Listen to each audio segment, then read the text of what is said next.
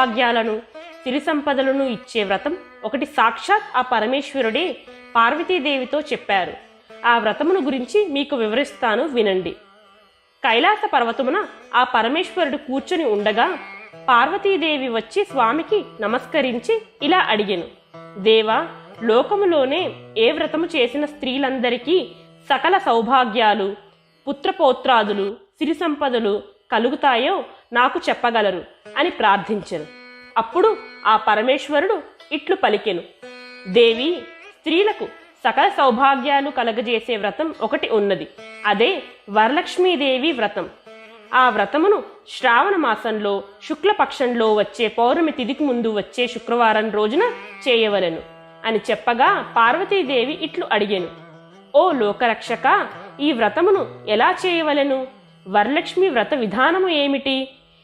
ఏ దేవతను ఆరాధించవలను?